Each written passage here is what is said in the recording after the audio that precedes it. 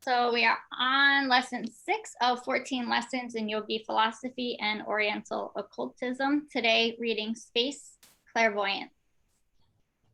There are several means whereby the psychic or developed occultist may perceive people, things, scenes, and events far removed from the observer and far beyond the range of the physical vision. 2 of these means will come under the head of this lesson, the other methods belonging to the higher planes of life and being beyond the power of any but the adepts and most advanced occultists.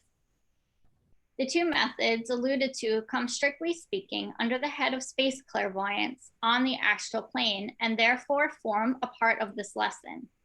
The first of these methods consists of what we have described as simple clairvoyance on an increased scale by reason of the development of the faculty of focusing upon far distant objects and bringing them to view by means of what occultists know as the astral tube, which will be described in the following paragraphs. The second method consists in projecting the astral body consciously or unconsciously and practically observing the scene on the spot through the astral vision. This method will also be described a little later on in this lesson. We have described the astral light rays emanating from all objects by means of which the astral vision becomes possible. And under the head of simple clairvoyance, we have told you how the clairvoyant may observe nearby objects through his astral vision, just as he may through his physical sight, the astral light rays being used in the one case, just as the ordinary light rays in the other. But just as one is unable to perceive a far removed object through his ordinary physical vision, although the light rays are not interrupted, so is the simple clairvoyant unable to see far removed objects by means of his astral vision, although the astral light rays are uninterrupted. On the physical plane, man, in order to see things beyond his normal vision, must make use of the telescope. Likewise, on the astral plane, he must call into operation some assistance to the simple astral vision in order to receive a clear impression of things far off. This assistance, however, comes from within his own astral organism and consists of a peculiar astral faculty, which acts as the lens of a telescope and magnifies the rays received from afar, rendering them sufficiently large to be distinguished by the mind. The power of telescopic in effect, although it is really by a variation of that microscopic faculty noted under the head of simple clairvoyance. This telescopic faculty varies very much in psychics, some being able to see but a few miles, while others receive impressions just as easily from all parts of the earth, and a few have been able to occasionally perceive scenes on other planets. This telescopic astral vision is usually operated in connection with what occultists have called the astral telescope, which is akin to the astral telegraph, astral current, etc., all of which are but variations of the astral tube. The astral tube is caused by the forming of a thought current on the astral plane, held together by a strong supply of prana projected along with the thought, which current renders far easier the passage of astral vibrations of all kinds, whether they be telepathic thought vibrations, astral light vibrations, or astral sound vibrations. It is the bringing of the observer and the observed, the projector and the recipient, or of the 2 persons in harmony into a closer condition of rapport. The astral tube is the means whereby quite a variety of psychic phenomena is made possible. In the case of astral telescopic vision or space clairvoyance, the clairvoyant, either consciously or unconsciously, sets up an astral tube connecting him with the distant scene. The astral light vibrations reach him more easily by this method, and the outside impressions are inhibited or shut out, so that the mind receives only the impressions from the point focused upon. These impressions reach the clairvoyant and are magnified by his telescopic faculty and are then plainly perceived by his astral vision.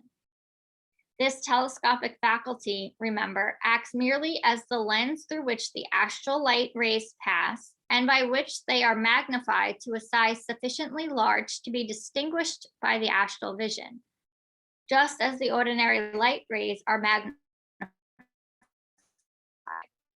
for the ordinary vision by the lens of the telescope. The analogy is a very close one and will help you to form a clear mental idea of the process. The astral tube is usually formed by the will of the clairvoyant or by his strong desire, which has almost as much force. At times, however, the conditions being favorable, any idle thought may cause the erection of the astral circuit, and the clairvoyant will see scenes unthought of or even unknown to him.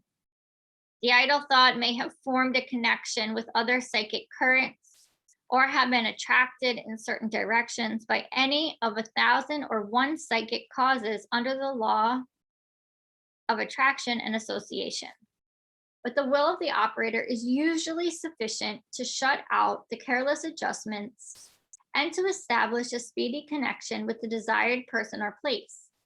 Many persons have this faculty well under control. Others find it coming and going spontaneously. Others are devoid of it, except under mesmeric influence, etc.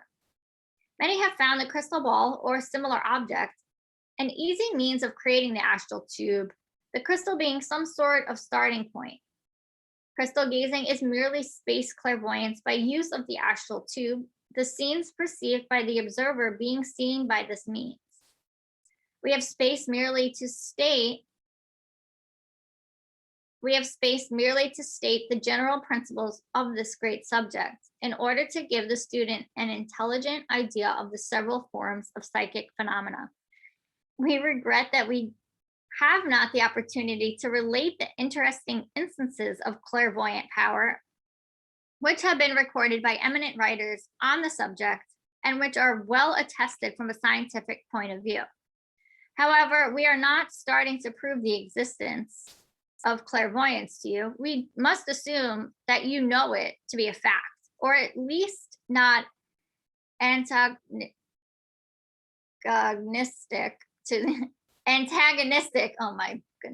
antagonistic to the idea. Our space must be devoted to a brief description and explanation of this phenomena, rather than to any attempt to prove its reality to skeptics.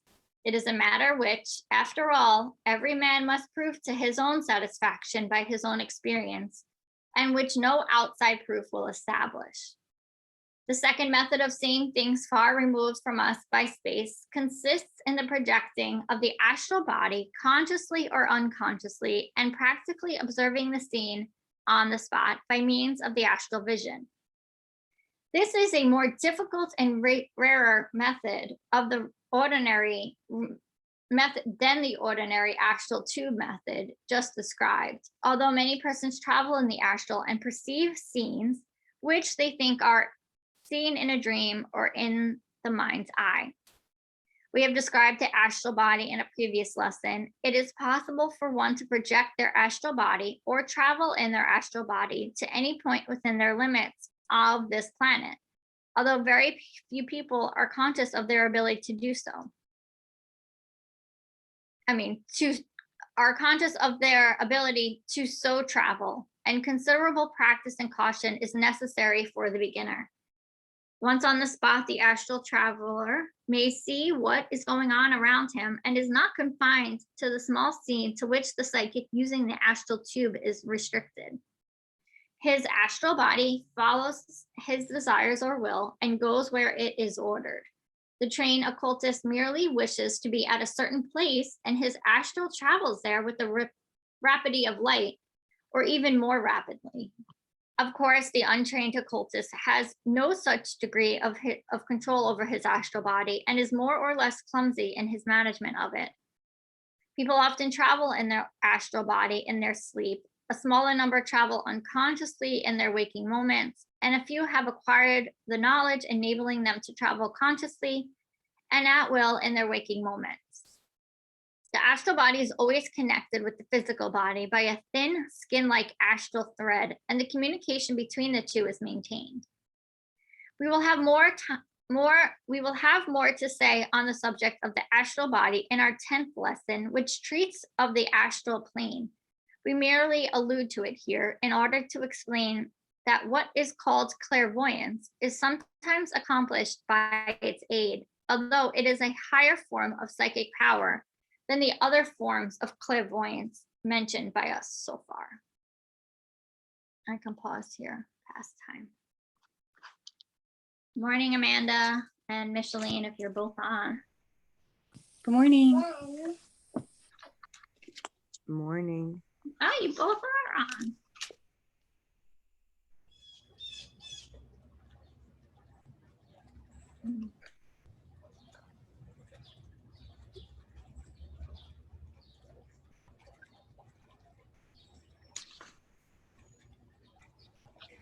All right.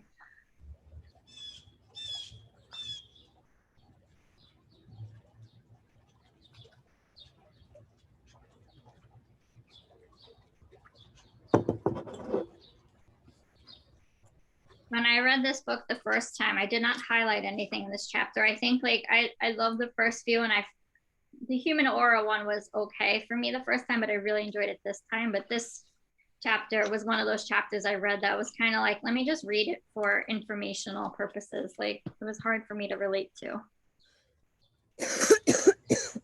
Oh, sorry. Okay.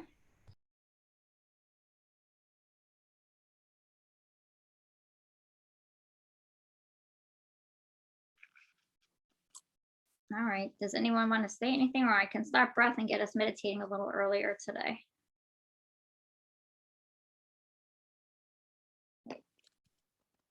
Ready for breath. Sorry, there's a lot of activity here this morning. What did she say? I heard something about video. Amanda said there's a lot of activity on her side this morning. Oh yeah, it's okay. I don't really have much to say on this, other than maybe when I dream I can experience it because my dreams feel so real, but I don't know if I really experienced this. Okay. We'll start breath. We can end a little early today since I usually steal some minutes from you anyway. I'll give them back. So sit up nice and tall or lay down, just creating that straight, strong spine.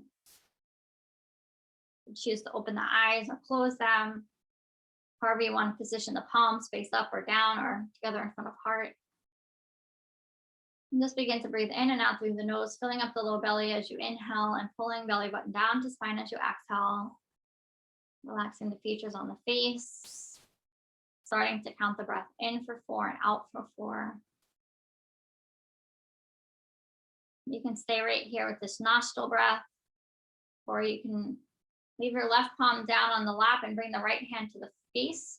Hold the peace fingers into the palm and close the right nostril with the thumb. Inhale through the left. Close left, exhale right. Inhale right. Close right, exhale left. Inhale left. Close left, exhale right. Inhale right. Close right, exhale left. Inhale left. Close left, exhale right. Inhale right. Close right, exhale left. A few more rounds on your own breath. If you have your locks and retention in your practice, you can go ahead and add them.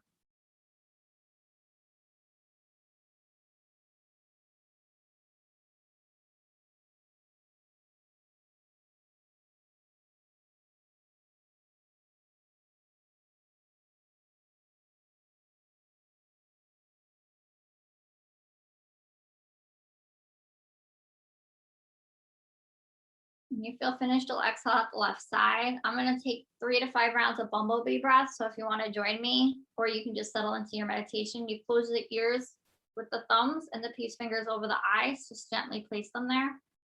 And you'll breathe with the lips sealed, creating a humming sound at the back of the throat as you exhale. And you'll feel the vibrations inside the body, and you'll sound like a bumblebee. So inhaling.